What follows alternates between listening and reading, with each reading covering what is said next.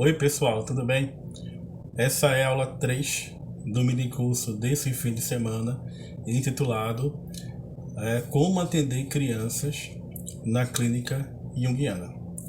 Bom pessoal, um dos motivos mitológicos mais comuns que Jung encontrou nos seus estudos de psicologia complexa, de psicologia das complexidades, com o objetivo de testar a hipótese do inconsciente coletivo, né? Um dos motivos mitológicos mais comuns, uma das representações coletivas mais comuns que Jung encontrou foi o mito da criança divina. Né? O mito da criança divina é um mito que se encontra em várias latitudes, né?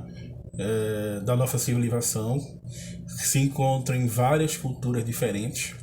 E esse mito, por ser um motivo arquetípico, né, possui vários traços em comum, por mais que a história varie, existe ali uma estrutura psicológica, um padrão arquetípico muito comum que fala da alma, a ponto que nós podemos chamar de mitologema, que é uma espécie de mito fundamental, ou também podemos chamar como uma espécie de sinônimo de monomito, né? Ou seja, no fundo, por mais diferentes que sejam as histórias das lendas, dos mitos, dos contos de fada, é apenas uma única história que está sendo contada, a sua história, a história da sua alma. Né? E o mito da criança divina se manifesta em várias tradições, né? Em várias religiões. Por exemplo, no budismo, né? Buda foi uma criança introvertida, uma criança divina, que vai com o tempo encontrar a iluminação. O próprio Moisés foi uma criança abandonada, que depois retorna como grande reformador social, aquele que vai criar uma religião que vai durar milhares e milhares de anos, uma religião importantíssima que é o judaísmo, de onde provém grande parte da nossa civilização, de onde provém o cristianismo, de onde também provém o islamismo. Né? O próprio Cristo vai ser a criança divina, a criança desejada, que vai nascer, o seu nascimento vai ser anunciado por uma estrela e que vai ser perseguida também ao nascer, o chamado massacre dos inocentes. Até hoje, no final do ano, né?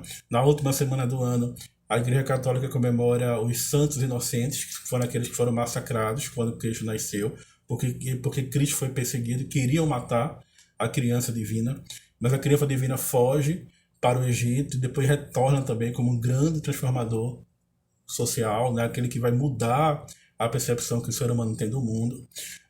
O mito de Zeus, em que Zeus foge de Cronos, mas depois é criado por uma águia, ele retoma, né? É, por meio da Guerra dos Titãs para enfrentar Cronos, destrona Cronos e se torna senhor do universo. Então, mais uma vez, a história de um mito que se repete, de uma criança que foi perseguida, que foi abandonada, mas que depois retorna e se torna um arquétipo do novo mundo, um padrão psicológico novo, de um novo mundo, e tantas histórias que a gente presencia nos mitos, nos contos de fada. Né? E aqui entre os nossos índios existe a imagem do curumim, né? Na Ubanda, né? Religiões de matriz africana, existe o Eri. Né? Então você sempre tem presente essa dimensão, a criança divina, a criança arquetípica, né? O nascimento da criança. Então, por meio de todos esses paralelos, você tem a personificação de uma visão simbólica do arquétipo da criança. Né? E como é que isso nos ajuda a entender a clínica junguiana e o atendimento das crianças na clínica junguiana. Bom, pessoal, quando eu estava me preparando para ser psicólogo, estudava ainda na graduação, né? Eu pensava assim, eu acho que um dia eu vou ter que atender uma criança um dia, né? E eu não sei como é que eu vou fazer na hora, porque a criança meio que assusta, né? Porque a gente tem que ter muito tato, muita sensibilidade com, com a criança, né? É, eu lembro que Stanislavski, né, que é um grande teórico do teatro, ele dizia sobre o teatro infantil. Uma vez ele falou uma frase: o teatro infantil tem que ser igual ao teatro adulto, só que melhor, né? E eu peguei essa frase do Stanislavski e trouxe para mim, né? Antes mesmo de eu me formar psicólogo, o atendimento da criança tem que ser um atendimento igual ao do adulto, só que melhor, né? E para mim sempre foi um grande desafio. E quando eu comecei a atender crianças, né, eu percebi que o atendimento com a criança é sensacional, né? É um dos melhores tipos de acontecimento que pode ter na clínica e é um dos melhores tipos de atendimento mais prazerosos que eu, como psicólogo, posso fazer. E por que eu observei isso? Porque eu observei que no comportamento da criança, na psique da criança, tudo é desenvolvimento. Então, onde for que a gente observe, onde for que a gente se deixe afetar pela criança, e onde for que a gente consiga estabelecer com a criança uma relação de sincronicidade, uma relação de percepção, de empatia, uma relação de fantasiar junto com a criança, geralmente a imaginação da criança é mais poderosa do que a imaginação do adulto, por conta de quê? Da plasticidade, que o próprio Jung vai explicar, né? A criança se torna desenvolvimento, e essa questão do desenvolvimento, da psicologia do desenvolvimento, é uma questão muito interessante, tá? Ou seja, existem certos comportamentos que a gente percebe que são sombrios e que tendem a levar o indivíduo a mergulhar novamente no inconsciente, se perder no inconsciente e muitas vezes nem sequer mais conseguir se recuperar em termos de consciência. Certas patologias, né, que por mais que a gente tente desenvolver, parece que tem uma trava que a gente não consegue mais progredir. Mas na criança, tudo é desenvolvimento e esse desenvolvimento nos convida a nos repensar enquanto sujeitos, né? Eu gostaria de dizer que enquanto o adolescente não gosta muito que você entre no mundo dele, a não ser que ele confie muito em você, né? Por exemplo, o adolescente não gosta que você entre, mexa nas coisas dele, o adolescente não gosta muito que você entre no quarto dele sem permissão e tal. A criança está o tempo todo nos convidando para o mundo dela, né?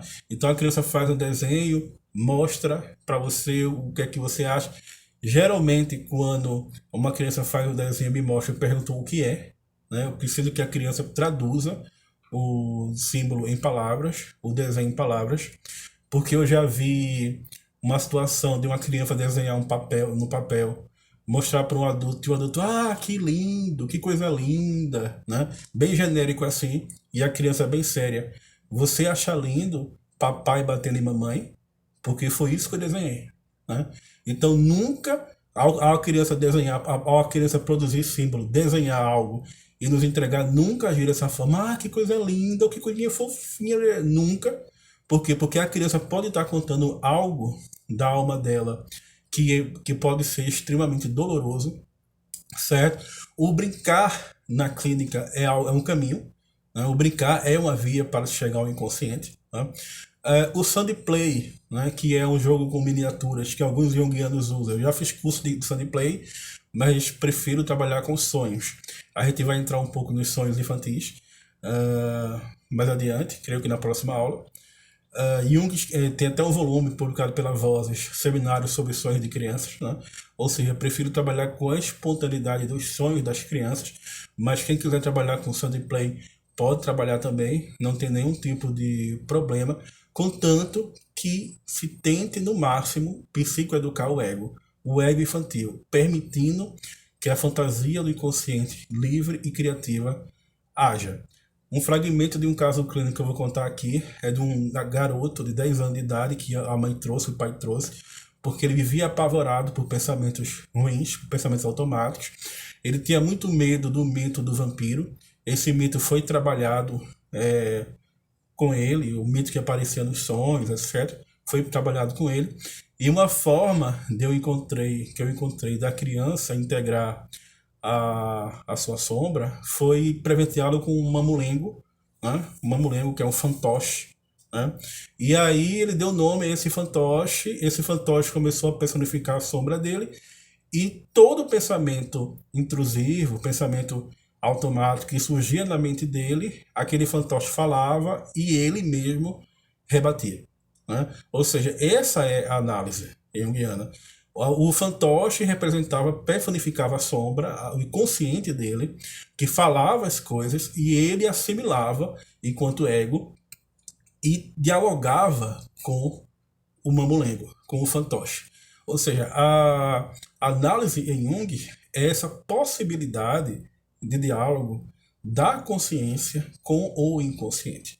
Tá? A análise em Jung é essa tentativa, essa busca por esse diálogo e integrar os elementos inconscientes, os elementos arquetípicos na consciência. Porque quando isso ocorre, ocorre uma expansão da consciência e ocorre também o desenvolvimento da personalidade. Com o tempo, essa criança começou a perceber que aquele fantoche, que aquele boneco, era uma parte da alma dele e era ele mesmo. Interessante que a criança vivia apavorada por conta do terror que eram os pensamentos que ela tinha, mas sempre que ela brincava, que ela utilizava do recurso do fantoche, do mamulengo, ela se divertia, ela ria, ela brincava. E todo esse humor, toda essa espontaneidade foi dissolvendo os aspectos sombrios do inconsciente coletivo que amedrontavam a criança, né? Então, por exemplo, esse é um caso clínico que eu cito aqui, que eu presenciei aqui na clínica, no meu espaço, que eu posso narrar para vocês, né? Então, assim, a gente está aqui tentando construir um conhecimento clínico a partir da psicologia da alma infantil, da psicologia do arquétipo da criança, e lançar evidências para um atendimento clínico, profissional, junguiano da criança, né? Na próxima aula a gente vai conversar um pouco sobre o mito do herói, sobre a jornada da criança em direção à vida adulta, e vamos conversar um pouco também mais sobre alguns arquétipos que estão presentes na linguagem da criança. É isso, pessoal. Muito obrigado.